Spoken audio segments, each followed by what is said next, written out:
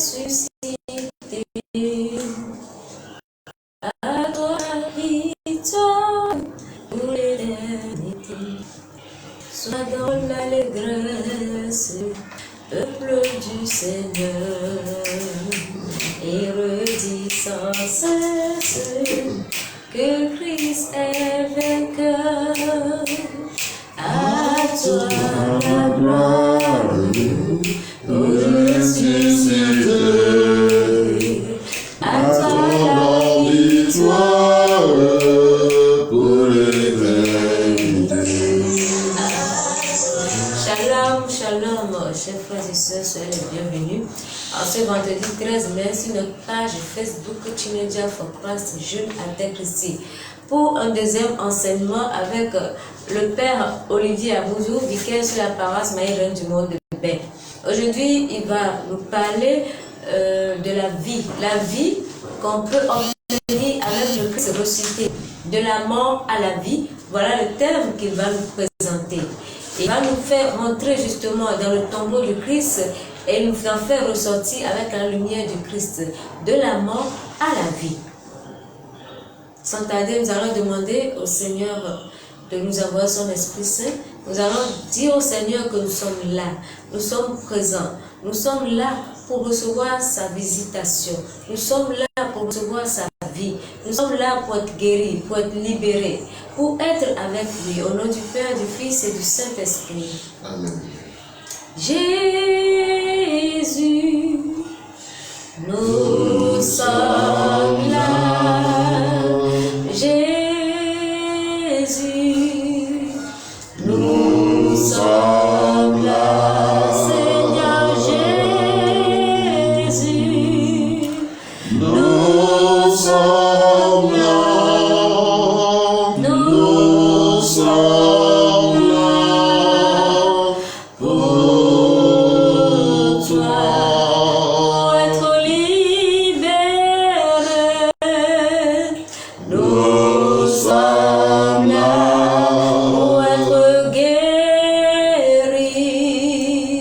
Nous sommes là pour être consolés par toi, Seigneur. Nous sommes là. Nous sommes là pour toi. Dans Matthieu 28, 1 à 6, il est dit que Marie-Madeleine vint voir le tombeau du Christ le dimanche matin et qu'il y a un ange du Seigneur qui est descendu du ciel, vint rouler la grosse pierre et s'assit dessus. Et l'ange prit la parole, dit aux femmes: n'ayez pas peur, je sais que vous cherchez Jésus, celui qu'on a cloué sur la croix. Il n'est pas ici. Il est revenu de la mort à la vie, comme il avait dit. Amen. Amen.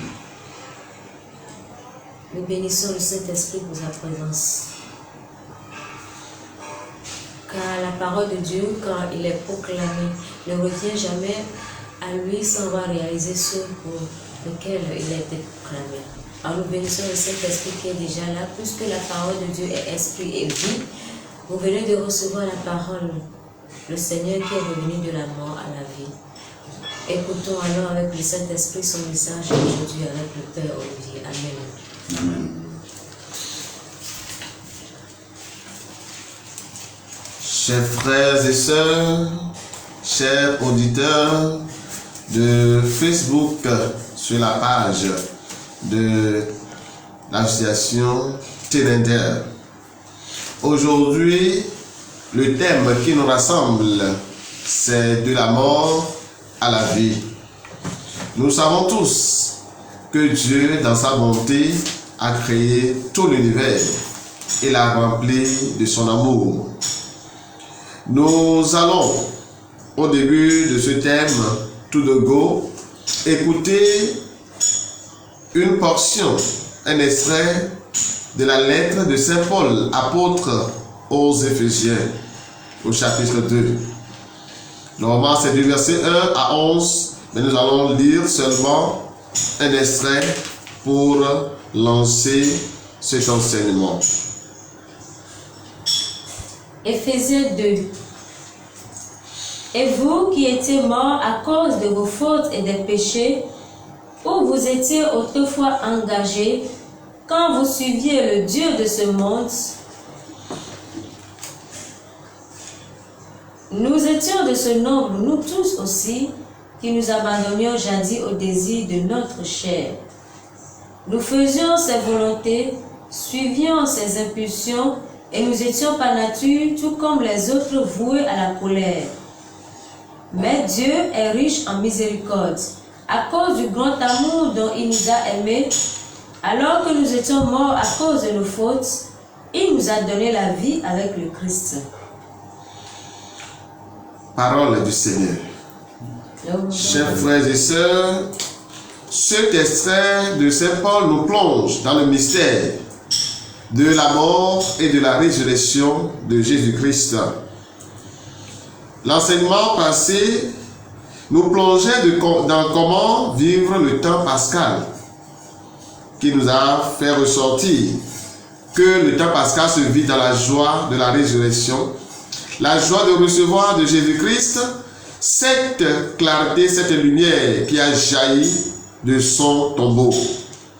Aujourd'hui, nous méditons cette bonté de Jésus-Christ qui est mort pour nos péchés et est ressuscité pour que nous ayons la liberté, pour que nous soyons affranchis de tout esprit d'esclavage. Et sur ce, les deux termes phares qui nous réunissent, c'est la mort et la vie. Qu'est-ce que la mort? Nous dirons tout de go que la mort, c'est l'absence de la présence de quelque chose. Et ici, au cœur de ce terme, c'est l'absence de l'existence de l'être humain, la créature pensante de Dieu. La mort fait peur à l'homme et même crée des psychoses au cœur de la communauté humaine. L'angoisse naît toujours lorsque nous entendons que quelqu'un est mort. Lorsque nous entendons que l'un d'entre nous vient à quitter le monde, qu'il a été rappelé par Dieu, nous avons cette psychose, cette peur, cette angoisse qui naît en nos cœurs. Mais la foi nous dit que la vie a triomphé de la mort. Lorsque nous sommes en situation de maladie, ou bien que nous sommes en situation d'accident, nous avons toujours peur et notre cœur se bouleverse. Revenant à la Bible, nous pouvons nous poser deux questions fondamentales. Pourquoi mourons-nous? La mort est-elle définitive?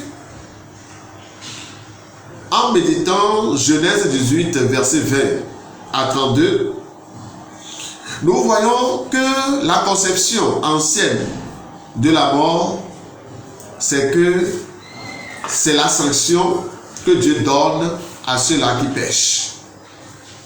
Mais par après, au cours de l'histoire humaine et de l'histoire israélite, nous voyons que le constat est que tout le monde meurt un jour. Mais pourquoi? Alors, la conception, l'assertion, c'est que il y a un péché commun à tous les êtres humains. Et c'est cela que nous appelons le péché originel. Et c'est de ce péché originel que Jésus nous sanctifie, nous purifie aujourd'hui. La mort est alors conséquence du péché.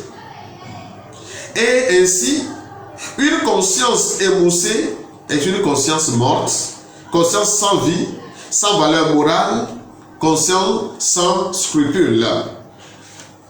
Et c'est cela qui nous fait nous poser cette question: pourquoi et en quoi vivons-nous? Qu'est-ce que la vie? La vie est une question qui existe et qui submerge aujourd'hui la plupart du temps la question de mort. Parce que tout être vivant aspire à la vie. Même les arbres résistent à la mort. Lorsque nous coupons même à la racine un arbre, les arbres ont tendance à repousser. Parce que tout être humain aspire à la vie. Et la plupart de nos discussions ne portent aujourd'hui que sur cette notion de vie terrestre. Je vais faire la vie.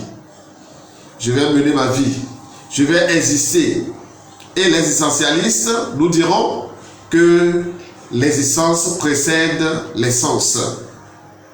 Le monde s'enlise et se perd dans le matériel et rejette toute connotation d'une quelconque vie proposée par le christianisme.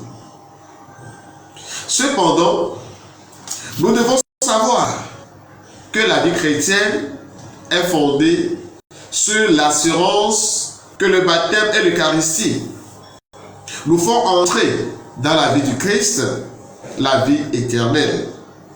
La mort n'est qu'un changement, n'est qu'une transformation, n'est qu'un état, une manière de vivre autrement en Dieu. Et l'Évangile nous dira à quoi sert à l'homme de gagner l'univers s'il vient à perdre son âme. La vie que nous donne Jésus est une vie de gloire et de survie éternelle. Le premier point, Jésus nous fait passer de la mort à la vie. Marc 8, verset 31 nous dit ceci. Puis il commença à leur enseigner qu'il fallait que le Fils de l'homme souffre beaucoup, qu'il soit rejeté par les anciens, les grands prêtres et les scribes, qu'il soit mis à mort et que 3 jours après, il ressuscite. Jésus est ressuscité en prélude à ce que ses disciples vivront un jour. Jésus nous ressuscite de nos péchés et de nos tombeaux, car l'homme est promis à la vie, car le Christ a vaincu la mort pour tout homme. Alors, qu'est-ce que mourir de nos péchés? Romains 6, verset 1 à 11 nous dira plus. Je vais donner quelques points de ce verset. Le verset commence comme ceci. Qu'est-ce à dire? Nous faut-il demeurer dans le péché afin que la grâce abonde? Nous faut-il demeurer dans le péché afin que le péché abonde? Ou bien la grâce abonde? Certes non. Puisque nous sommes morts au péché, comment vivre encore dans le péché? La mort de Jésus-Christ nous extirpe les mauvaises vies. La mort de Jésus-Christ nous montre que nous sommes des enfants non de ténèbres mais de lumière. Et le premier chapitre de Saint Jean nous dira que la lumière a brillé dans les ténèbres et les ténèbres ne l'ont pas arrêté. Désormais, la résurrection de Jésus-Christ est pour nous les chrétiens une force. La résurrection de Jésus-Christ est pour nous une rédemption dans notre vie. Une vie éclatante à vivre autour de nous. Une vie de joie, d'épanouissement. Une vie de gloire à vivre. Cependant, le constat qui nous fait réfléchir aujourd'hui, pour qu'en tant que chrétien, notre vie est plus obscure que la vie des païens. C'est la question qu'on se pose. Au lieu de mourir à nos péchés, nous mourons à nos vies. Nous mourons à cette vie que Jésus-Christ nous donne gratuitement. Par le baptême en sa mort, nous avons donc été ensevelis avec lui, afin que, comme Christ est ressuscité des morts, par la gloire du Père, nous menions aussi, nous aussi, une vie nouvelle, nous dit Romains 6. Jésus, il est mort et ressuscité pour que nous menions une vie nouvelle en lui, une vie de ressuscité. Mais le constat est autre. Jésus, il est ressuscité de son tombeau pour nous donner sa gloire.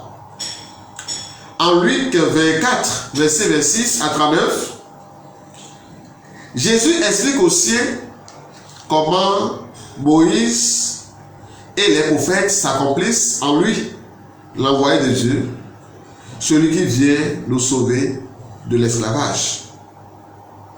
Jésus est l'accomplissement de toutes les promesses. Puisque Dieu a vu, il a marché avec le peuple d'Israël et a vu que ce peuple se détourne beaucoup de lui. Ce peuple pêche et meurt la plupart du temps. Comment faire désormais pour accorder une miséricorde perpétuelle, une rédemption perpétuelle à ce peuple?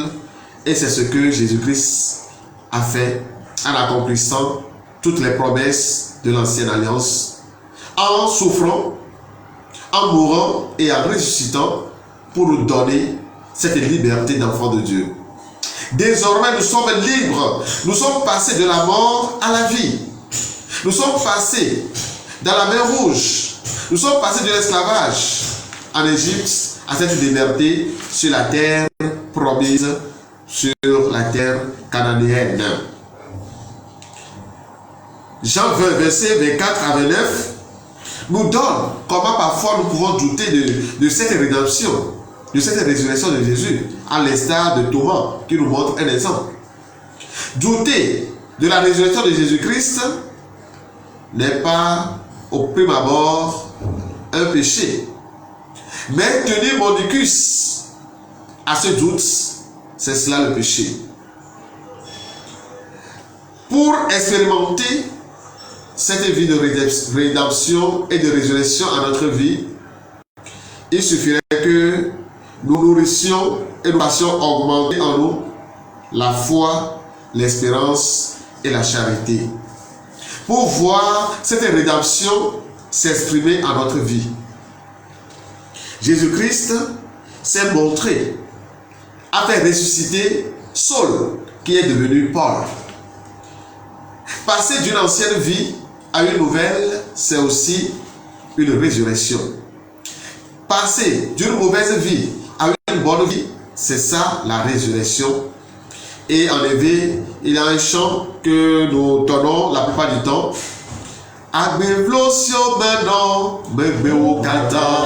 Agbevlosio benon, begbeo kata. La Yesue. Agbevlosio benon, sala. Begbeo. Sur ce chemin de Damas, Jésus dit à Paul, ou bien à Saul, je suis Jésus, c'est moi que tu persécutes. Toute notre vie est une vie de présence de Jésus-Christ. Et Saint Paul nous dira que ce n'est plus moi qui vis, c'est le Christ qui vit en moi. Et ça doit être une exclamation de tout chrétien. Parce que Jésus est cette résurrection en nous. Il doit être cette résurrection en nous chaque fois que nous vivons en lui. Jésus doit vivre en nous. Si Jésus vit en toi, l'Esprit Saint est en toi. Et rien ne t'atteindra. Tu vivras comme un enfant de liberté. En vivant en Jésus, il vit en nous. Qui vit en moi? Je vis en lui. Alors c'est notre foi que le je suis de Jésus-Christ, c'est un Jésus qui nous rappelle le je suis de Moïse. Jésus, il est le Verbe avec qui Dieu a créé le monde. Et le Verbe s'est fait chair. Ce Verbe qui a créé le monde, c'est ce Verbe aussi qui s'est fait chair pour nous donner en plénitude la vie éternelle. Le je suis a été, il est aujourd'hui, il sera demain. Le je suis là t'envoie et te dit, allez de toutes les extrémités du monde, proclamez la bonne nouvelle, guérissez les malades, chassez les esprits, visitez-vous, visitez les prisonniers, visitez les malades. J'étais en prison, est-ce que tu m'as visité? J'étais malade, est-ce que tu m'as visité? J'étais pauvre, est-ce que tu m'as assisté? J'étais tel, est-ce que tu as été? Rappelons-nous du riche et de la au-delà de cette vie terrestre, il y a une conversion, comme le chantons souvent. Au-delà de cette vie, plus de conversion. La conversion, c'est sur cette terre. La rédemption, c'est sur cette terre. Et en méditant du début à la fin l'évangile de Saint Jean, nous verrons que la rédemption, le ciel, le royaume des cieux se vit sur cette terre. Le royaume de Dieu est tout proche de vous, nous dit Jésus-Christ. Romains 8, verset 11 nous dit ceci. Et si l'esprit de celui qui a ressuscité Jésus d'entre les morts habite en vous, celui qui a ressuscité Jésus d'entre les morts donnera aussi la vie à vos corps mortels par son esprit qui habite en vous. Que Jésus-Christ soit notre vie de chaque jour. De notre vie de chaque jour quotidienne, nous devons vivre de Jésus-Christ, méditer sa parole et que sa rédemption soit toujours en nous. Que sa rédemption nous ravive, nous inspire. Ne faisons rien de notre journée sans nous confier à Jésus, qui est cette résurrection à notre vie. Qu'il soit notre passage de l'Égypte à Canaan, qu'il soit notre passage de la mort à la vie, qu'il soit notre passage du tombeau au ciel, qu'il soit notre passage de l'ancienne vie à une nouvelle, qu'il soit notre vie aussi des ténèbres à la lumière, que les ténèbres ne peuvent jamais arrêter, que Jésus nous éclaire, qu'il soit notre guide et notre force. Amen. Amen. Mon âme bénit le Seigneur et mon esprit magnifique son nom, car la mort a pu le même dans le tombeau, Jésus est Seigneur, même dans le tombeau, Jésus est Seigneur. Alors, mon frère, ma soeur, toi qui te trouves en situation en ce moment, toi qui crois que tu n'as fait de rédemption en Jésus-Christ, toi qui es découragé de toujours recommencer à zéro, toi qui te crois incapable de recevoir de Jésus la rédemption, toi qui es dans le péché, tu crois que Dieu ne peut jamais te pardonner, Seigneur, chers frères, chères sœurs, c'est une illusion. Car Jésus t'appelle aujourd'hui à venir à lui. Sa rédemption est pour toute l'humanité, sans distinction de race, ni d'ethnie, ni de bord. Jésus, il nous accueille. Il nous envoie aussi, chers frères et sœurs. Recevons Jésus en nous. Il est notre vie.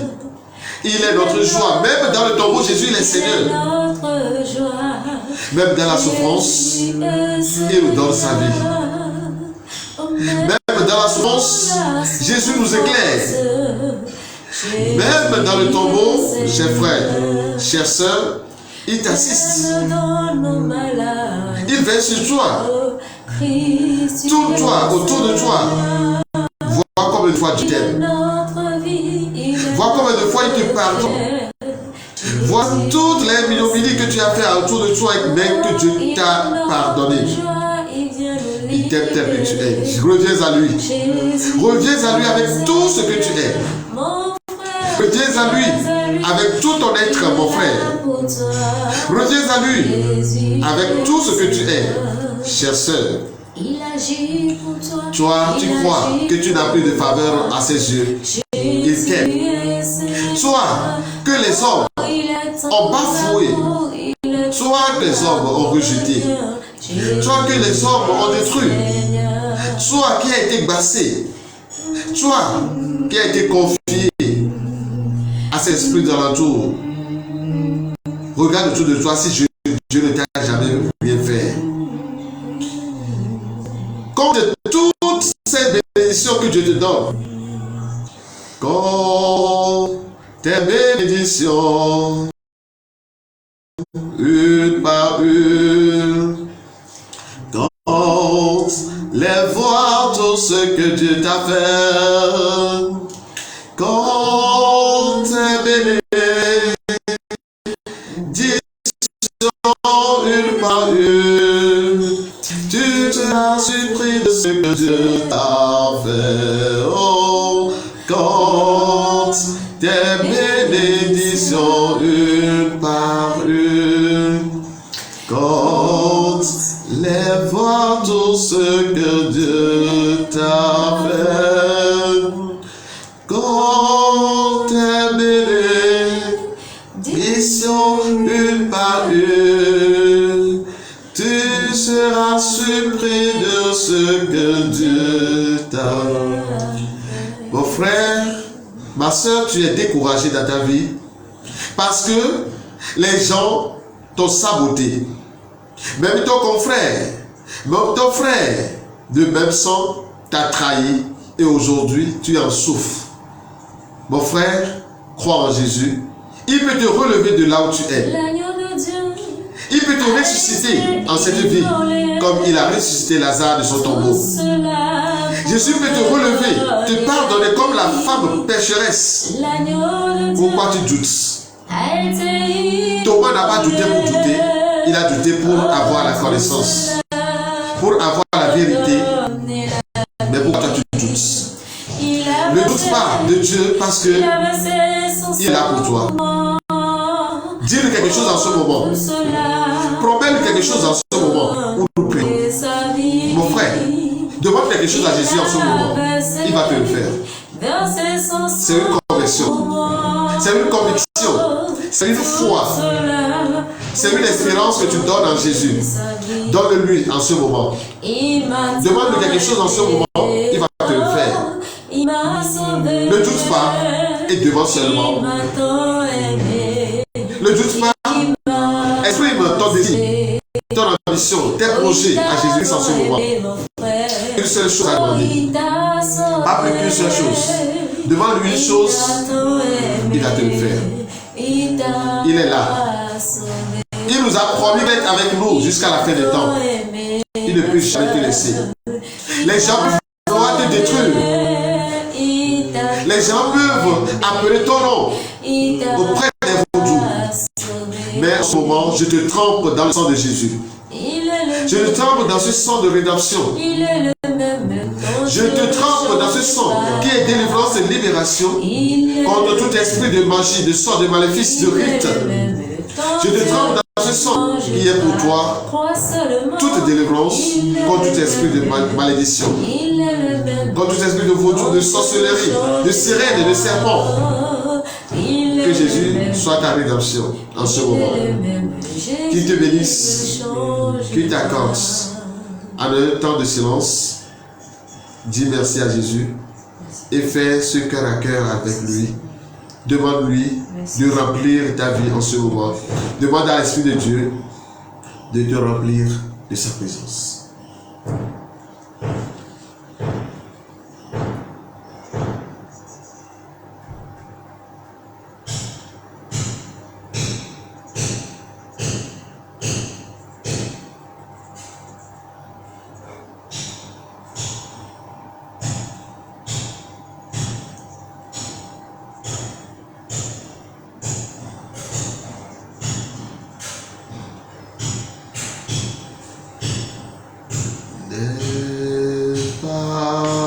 peur. Laisse-toi regarder par le Christ. Laisse-toi regarder, car il t'aime.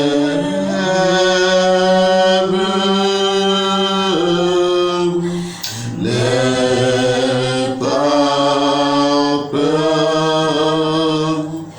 Laisse-toi regarder par le Christ. Laisse-toi regarder,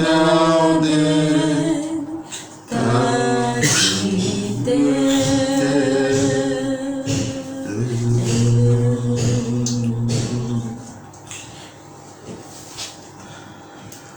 Notre secours est dans le nom du Seigneur. Qui a fait le ciel et la terre. Le Seigneur soit avec vous. Et avec votre esprit. Et que Dieu Tout-Puissant et miséricordieux vous bénisse et vous garde, le Père, le Fils et le Saint-Esprit. Amen. Yesu, Melinao. Yesu. Makunao. Yesu, Menyetola. Yesu, Nava Dunia. Yesu, Kamlaina. Yesu, Nokafu Yesu Christo. Alors nous pouvons acclamer le Seigneur très fort pour tout ce qui a réalisé ce matin dans le vie, tout ce qu'il a réalisé pour ceux qui vont revoir cette vidéo. Amen. Sois béni mon frère, sois béni ma soeur, toi qui as été présent avec nous, ou toi qui viendras visiter notre page Facebook Teenager for Christ Jeune Adepte Christi et qui va visionner cette vidéo. Sois béni. Nous t'invitons encore. Restez avec nous pour une prochaine fois, la semaine prochaine. Oui, tu seras surpris de ce que le Seigneur va réaliser encore dans ta vie. Amen. Alors, sur ce, je dis bye bye et bonne journée dans le Christ.